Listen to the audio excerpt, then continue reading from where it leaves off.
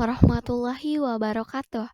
Perkenalkan, saya Dianur Anissa dengan NIM 1001 12821260065 dari kelas IKMA. Dalam video ini, saya akan menunjukkan cara penyelesaian tugas UJT menggunakan Microsoft Excel dari mata kuliah Biostatistik Deskriptif dan Inferensial dengan dosen pengampu yang terhormat Ibu Amrina Rosyada SKM MPH, Program Studi Ilmu Kesehatan Masyarakat, Fakultas Kesehatan Masyarakat, Universitas Sriwijaya. Langsung saja ke soal.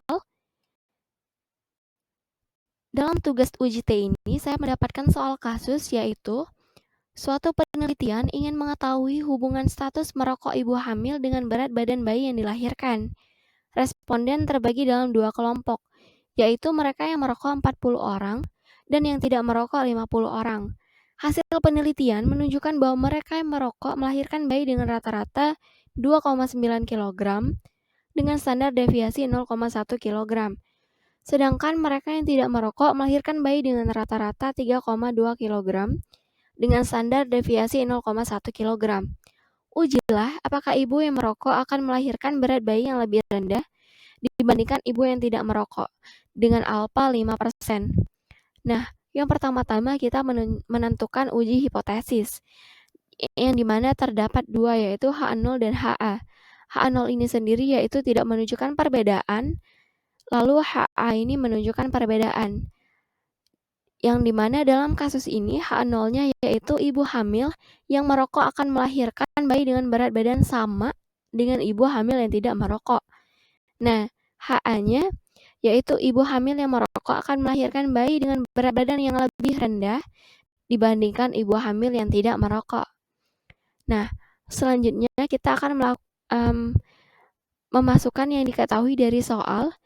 Yang pertama, saya bagi menjadi dua kelompok, di mana untuk kelompok satunya yaitu kelompok ibu hamil merokok, selanjutnya kelompok dua yaitu kelompok ibu hamil yang tidak merokok.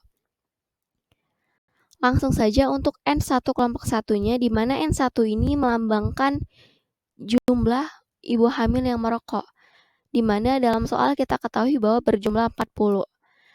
Lalu standar deviasinya yaitu 0,1 dan X bar satunya yang melambangkan rata-rata bayi yang lahir dari ibu hamil merokok yaitu 2,9.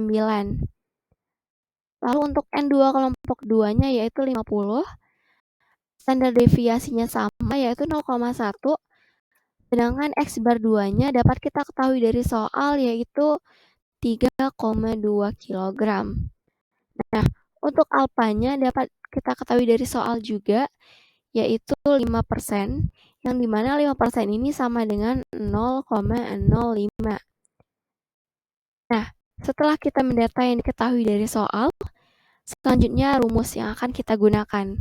Berikut yaitu rumus utama, yaitu rumus uji T. T sama dengan dalam kurung X bar 1 dikurang X bar 2 dibagi akar kuadrat standar deviasi populasi kuadrat dalam kurung 1 per N1 ditambah 1 per N2 N2 dalam kurung.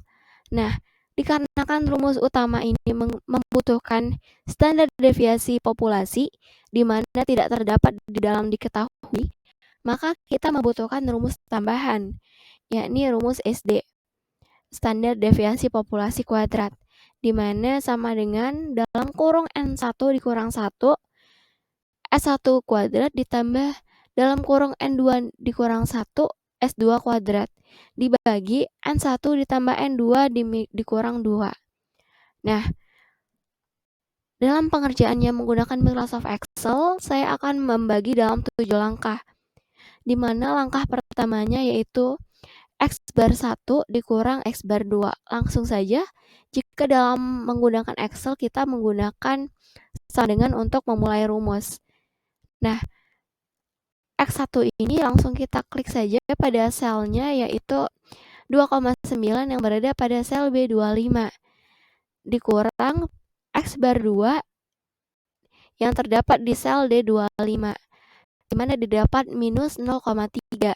Lalu langkah kedua kita sama dengan lagi, lalu dalam kurung N1 40 dikurang 1 dalam kurung dikali dalam kurung lagi standar deviasinya 0,1 atau di sel B24 lalu dikuadratkan tutup kurung lalu ditambah dalam kurung lagi untuk N2-nya yaitu 50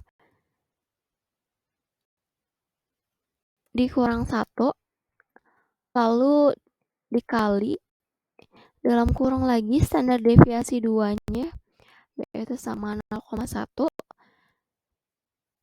dan dikuadratkan. Maka didapat 0,88. Lalu selanjutnya yaitu N1 ditambah N2 dikurang 2, yang dimana ini merupakan DF. Nah, langsung saja sama dengan N1-nya tadi 40 ditambah dengan N2-nya 50 dikurang 2. Didapat angka 88. Nah, lalu langkah keempat ini kita mencari hasil langkah 2 tadi lalu dibagi dengan hasil langkah 3. Di mana kita akan mendapatkan hasil 0,01. Nah, lalu langkah kelimanya yaitu 1 dibagi dengan N1 tutup kurung ditambah dengan 1 dibagi dengan N2 tutup kurung. Nah, maka kita akan mendapatkan angka 0,045.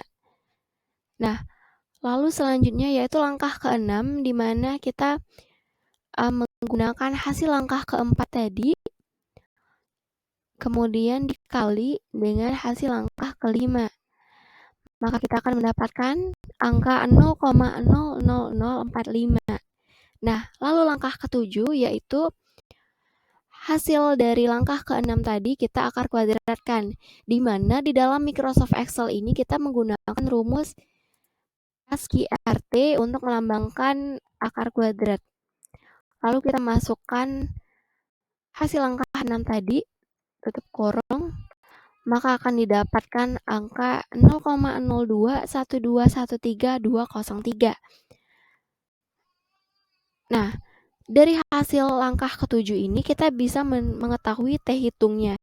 Di mana untuk mengetahui T hitung ini kita menggunakan hasil langkah 1 yaitu minus 0,3 yang dibagi dengan hasil yang kita dapatkan tadi yaitu di langkah ke-7. Langsung saja yaitu kita akan mendapatkan hasil minus 14,14213,562. Nah, maka kita mendapatkan T hitung. Selanjutnya yaitu kita mencari angka T tabel yang dimana menggunakan alfa tadi yaitu alfa sudah kita ketahui yaitu 0,005 dan angka DF-nya yaitu di langkah ketiga di mana angka 88. Nah, untuk mengetahui T tabel ini kita membutuhkan tabel binomial di mana di sini sudah saya sambungkan kepada tabel binomial. Nah, untuk melihatnya tadi yaitu karena angka 88 mendekati angka 90, maka DF-nya kita lihat di angka 90. Lalu untuk alfanya yaitu 0,005 di mana sehingga kita mendapatkan angka 1,662 yang bisa kita masukkan dalam perhitungan kita tadi. Di mana hasilnya kita sudah mendapatkan nih angka T tabelnya yaitu 1,662. Nah, dari sini kita bisa melihat bahwa angka T hitung lebih kecil dari angka T tabel, sehingga kita bisa mendapatkan kesimpulan bahwa H0 tadi yang sudah kita tentukan dari uji hipotesis akan ditolak. A0 ditolak karena angka T hitung lebih kecil dari T tabel. Sehingga kesimpulan yang kita dapatkan yaitu HA tadi, di mana sehingga ibu hamil yang merokok akan melahirkan bayi dengan berat badan yang lebih rendah dibandingkan ibu hamil yang tidak merokok. Baik, inilah hasil dari kasus kita tadi, berarti HA diterima, di mana kita mendapatkan kesimpulan ibu hamil yang merokok akan melahirkan bayi dengan berat badan yang lebih rendah dibandingkan ibu hamil yang tidak merokok.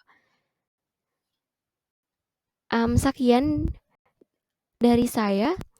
Saya mohon maaf apabila terdapat kekurangan ataupun kesalahan.